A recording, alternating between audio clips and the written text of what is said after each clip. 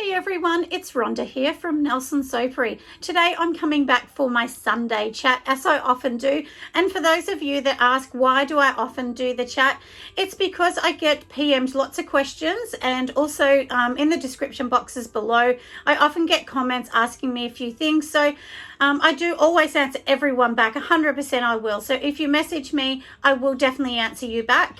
But, you know, sometimes you need more than just a quick answer. Sometimes you might need a little bit more information. So what I do is try and take some of those questions, put them together, and then put them in a video to help. But I try and keep them to the same kind of topic, because there's no use me doing candles and soaps and whatever if that doesn't interest you. But anyway, so today is all about, you know, you've got your product ready. Now, where do you sell it? So that is the main bit that I thought we'd talk about today, because they're the questions I'm getting asked a lot at the moment. So, you know, the first things first. So number one, you've got your website or you've got your business name ready before you do all of this, before you sell, because you need all of these things. Your social media is up to scratch, and it doesn't need to be amazing. You just need to keep posting at least twice a week. I try to post 4 times a week roughly. On all of the different social medias. So they're the things that you need to have anyway. Like I said, if there's 3 things you need to have, it's number 1, website. Number 2, Instagram. Number 3, Facebook. 100% you need those 3. Because if you were trying to open up a wholesale account, they would ask for those 3 things. That's what they usually say. They show me Instagram, Facebook, and what's your website, to see that you're a legitimate business, and people will take you seriously when you have those things. You can open up a website such as Shopify. You do need to spend time doing it. I'm not going to lie to you, it takes a long time. It took me a long time, and I was really, really lucky that I reached out to another soaper who was so generous to help me along. She was really, really lovely. We even swapped bars of soaps just to try out each other's soaps. But she really did help me set up Shopify, and then my husband and I did the rest. But she sort of showed me the main bit because it can be quite confusing. But look on YouTube, because there is quite a few different people that show you how to help sort of set them up. And on Shopify, they do have lists on how to help you anyway. But anyway, we're getting off track. But the main thing is, if you can do a Shopify, I'd suggest it. I don't get paid from them at all, but I did have a cheaper one. And honestly, I couldn't even get people to the site. Opened Shopify, and I started getting hundreds to the site. Pretty much from the start, I was getting people every day from the start. So anyway, so that's just a little bit of what I think you should do. Of course, you need to have your insurance. You need to be registered if you're in Australia to sell soap. Most countries will need you to be registered in some way, but do look up your country. And do ask a lawyer for advice. I'm definitely not a lawyer, but yeah, I would definitely ask them for advice. But now let's get on to the rest of the questions. So you've got all that bit ready now, and now you are ready, like I said, to sell. So I've got my list here, so I will keep looking down of a few things that I've been asked. So a few people have said, you know, where do I start to sell the soap? Like, I've got my soap and my candles. Where do I actually sell them? Well, there's a few places. So number 1, we'll touch on a farmer's market, or in Australia, as we call it, a craft market. Then you can have market fairs, which is basically when people are going to come in, they'll try and buy your product. You might sell it wholesale, so then they're a shop. That costs big money though to have your business there and trying to sell. Another place is Etsy, and another place is eBay, and another one is, you know, you can do your Facebook. You can sell on Facebook and Marketplace now. I mean, it's so clever, the amount of things that you can do. But for me, honestly, you know, sorry, the reason I am actually stopping in the video talking is my dog is in the background. She was in her little bed, and now she wants to go out. So let her, I'll just pop her out. Her name is Peaches, and her little baby dog is Ivy. So it's a mum and a daughter. So anyway, I'm going to let them out the door, and I will come back and answer the rest. Anyway, I'm back again. It's dinner time for my dogs. So my daughter, that's her chore. So she's gone to actually feed them. So Peaches is a mama and she is almost 10 and her baby is 7.5. So anyway, but they're very cute little poodles if you ever see them in my video. But I do make sure they are not in here when I'm actually making products. They're not allowed to be in here for that reason. But anyway, let's get back to the question. So the farmers market will start at that. Now, the one thing that people often say to me is, I did a farmers market, I only sold $100. The one thing I'm going to tell you is you learn as you go along, like you really do. It doesn't matter how prepared you are, because look, I was really prepared. I mean, I did so much research. I mean, I'm talking, dozens and dozens and dozens of hours. I prepped, I designed everything I wanted to do. But, you just learn. And then as you go along, you go, that's really not good. And that's why I didn't sell the product. So often it is not that your product's not good. There might be a few things. Number one, you don't get as many people in a winter if you're doing a winter market compared to a summer market. If you're like in an indoor market, you don't seem to get as many people as the outdoor market. So that's also another thing. You also need to look at the market you're doing. Is it good for the products you're making? So some markets are all about, handcrafted things or natural things. So if I went to a market that's all about natural, I wouldn't do very good, because a lot of my products, as you can see behind me, are colourful. So they're pinks and blues and greens and rainbows. So that wouldn't do good in a really natural kind of market. So you do need to check the market and see that it's good. But also another thing is, your store. Is your store, worthy of people coming in and buying the product? If you have limited things and they're all on this basic same flat surface and no layers, no one is going to buy it. I mean, look, I'm going to be honest with you. You might get a few sales, but not much, because it doesn't look good. I mean, when you go into a department store, they have levels of layers of tables here, and then they'll have something high here and something medium here. So, and because it actually attracts people, if you just keep them on the same level, it doesn't. So if you can look behind me, my shelves are flat. They're all on one level. It's fine to sit behind me, but imagine going into a department store and everything is on the same level. It's pretty boring. So people aren't going to pick it up and buy it. So sometimes you do really need to look at your store and look whether it is worthy. Also, is there prices on everything? People are often too nervous to touch it, or if everything looks perfect and white, oh my goodness, that's actually a no-go, because, they're just too scared to touch it. They're like, well, am I actually allowed? And when people come into my store, I always talk to them. So when I do markets for a company called Craft Market Australia, and they're quite a big market. When people come in, the first thing I say is, hi, love, don't be precious. Just touch what you like. I'm not worried at all. And that you can just see their face go, oh, thank goodness. They just relax straight away, because they know that I'm fine with them touching it. But if you don't say that, they often get nervous.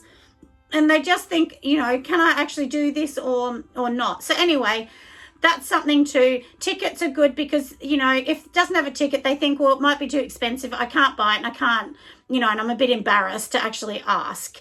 So that's something really important to think about as well. So anyway, and so, the first market, you might only sell $100, $50, $40. My first markets, I honestly sold under $200. I mean, I had a market, I sold $60 odd. I mean, it was no good. And the market cost me $80 to be there. So it was a massive loss. So really at a market, you want to take $250 or more. That's what you want to sell to cover your costs, your petrol, your time, because, this all costs money, doesn't it? We all know that. So that's the really important thing, is always work on it. I do actually have a video as well. So go and have a look at that one, and it's how to set up a market stall as well. And I did that one for this reason, to show people about leveling and how to do that.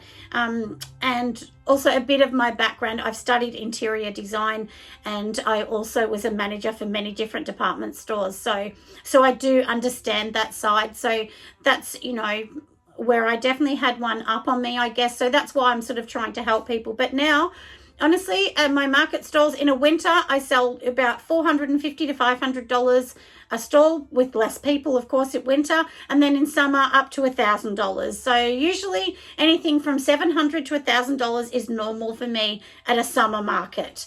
So in a day, and that's usually a 5-hour window in the markets that I do. So yeah, so that will kind of give you a rough idea. But, that's because I've worked really hard at getting everything right. I don't have the big banner either. If anyone wants to know, at the back of you where you have this big banner all here, I don't have that. I can't afford one of those, so I just don't buy one. And that has not affected me because I have the layering and my stall looks really good. And don't put the table where it's just straight there, because people think they're right in your face, so they're nervous. I actually have a horseshoe. So then they can come in and they can exit and they don't feel nervous because it's not all closed in. They just can feel like they can come in and walk out. But like I said, when it's really flat, so these are the things you got to think of. You actually got to get into the psyche of people and how they feel and how they, interact with you or interact with stalls. So that's really important. But anyway, that's a little bit about the market fair that I thought I would talk about. Etsy now. I'm probably saying Etsy wrong. I mean, everyone tells me I say it wrong. I think it's Etsy or Etsy, I don't know. Anyway, I did do it for quite some time, and I have opened another one and just left it, but honestly, I haven't sold anything on the new one. I think I only sold a handful of products all up, and I was on it for months. I actually lost money on it, did not make any money, but my daughter has an earring business, and I tell you, she sells thousands of products on Etsy. So it just depends on, whether you're lucky enough to just get some people buying, because once you buy, then Etsy puts you forward, but if you're not selling, they're not going to put your little stall forward. So I think that is the thing. And also things like earrings, like my daughter sells, it's easier for them to sell because it doesn't cost as much to ship. So she can charge like $2 to ship it. Whereas me, I'd have to charge $9 because that's actually what it costs to ship it. And then Etsy doesn't like that because they think that my shipping's too high, but it's not high. It's actually less than what it cost me to send the product. But for me, honestly, I think Etsy is not a great thing for soap businesses or candle businesses. Just my own opinion. I might be wrong. Other people may sell well. But also, I'm talking about in Australia. We're a much smaller country here. So we don't have as many people buying as you would, say, in America, that has, 10 times the amount of people in your country, or probably more than that, than we have. So but, do try it if you want to try it. And, I would definitely say don't get the banners or things that cost you money on there. Just do the 20-cent, I can't remember what it's called, when you load it, it costs you 20 cents for each product. So just do a few of those and see how it goes. But honestly, for me, for Etsy, it's a no. For eBay, I know lots of people sell on eBay and they do really well. The only thing is you need to think really, really hard before you put something on eBay.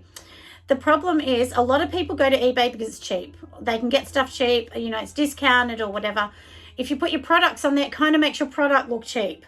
So that's something that I will never put my products on there for that reason. That's the one thing. And I've had lots of people say the same thing to me, that that they just buy cheap stuff on there, but they wouldn't actually buy beauty stuff on there unless it was discounted. So for me, that I wouldn't go to eBay, but like I said, that's a total individual choice, and if it works for you, it works. But you've got to try things too, don't you? But my market is I think average to a bit more higher, so that's just where I have marketed myself. So like my candles behind me are $35 for here you go, I'll show you this one. So these white ones, I charged $35 for these, and they're 400 grams of wax in those, and I sell them all the time really easy at the market, so I know the price is good.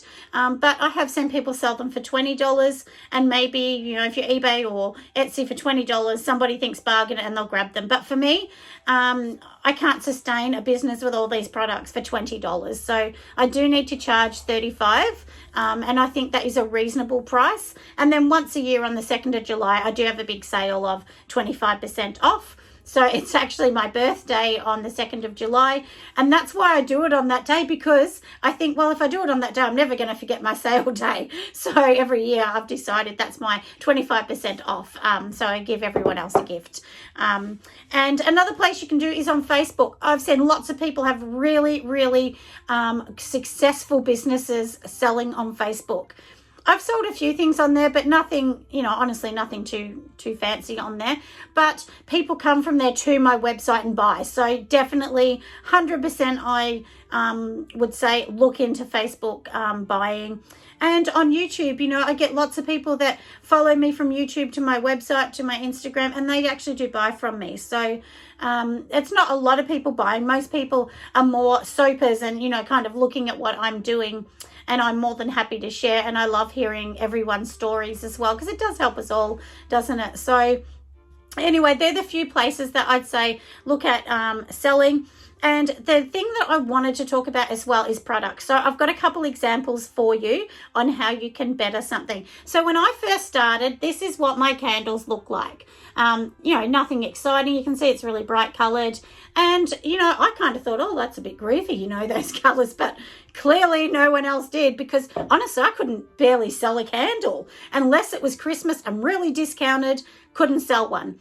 And I was selling these candles for $15, and that's nearly 300 grams of wax, and I couldn't sell them. But now I sell these, like I said, for $35, and these are my new candles. There's not really much difference in the glass container to this one in price. They're very similar priced. Obviously I have the lid, so I'm going to pay an extra $1.50 or something for the lid. And always wood wicks. They were also wood wicks. But these I sell out all the time. So, and I think it's because if we bring it nice and close, you can see that it's just white. It's really minimalistic, and people actually want just a minimalistic look onto the candles, and then they can take that off, and then it's just a really pretty candle. And I think changing the color has really attracted people as well. And I really do think about the scents, but I think I have roughly 35 scents. You don't have to have that many if you're making candles. You can have a lot less. And two, if you're making candles or soap, often the fragrances you can use for both, because if you're getting fragrances from the right suppliers that you should be buying from, that way they're all been tested and so on from those particular companies. So anyway, so that's a bit about it. And like I said, the product really does, it's got to sell itself. Your label, make sure your label is not handwritten. Make sure your label is typed and it looks nice. Go onto Canva. It's totally free, and you can actually make up your own template of your product. So I'm going to grab a product for you from behind to show you the labels. So let me find this one here. So this is one that I've done. I dropped one on the ground. But, this is basically one of the labels that I've got on here, which just on here, it's telling the ingredients, the weight of it, where it's manufactured, the name of it, and that it's soap. So it's really clear what is on it. And then, of course, they can flip it over and see on the back as well. Some of them I do just put a clear label, but this one's too many colors, so they couldn't read it properly. So that's why I had to go to this one on that instead. But make sure that's really clear, because having even something like this and having this wrapped professionally, it doesn't matter if it's in shrink wrap or you're going to use a cigar band. For those of you that don't know, a cigar band is actually just a paper band that goes around a soap. When I first started, I thought, why would you put that on soap? But anyway, I didn't know. So but anyway, just make sure that the label looks really professional and you have all the things that you should have on it. Because I've seen people at markets, they pick one up and they go, oh, and it just doesn't make you look like you know what you're doing. So that is a main thing as well. So like we've said, the stand needs to be really marketable. Your products need to have the labels on them. They need to look professional. They need to have layering. That's really important as well. And like I said, the labels and everything, make sure they're on them. Make sure everything is ticketed as well on your stall. Really, really important to ticket everything. So that, and when I say ticket, it means, like a bold kind of sticker that says, candles $35. I have them all over mine, so people know exactly what they are. They don't have to ask me.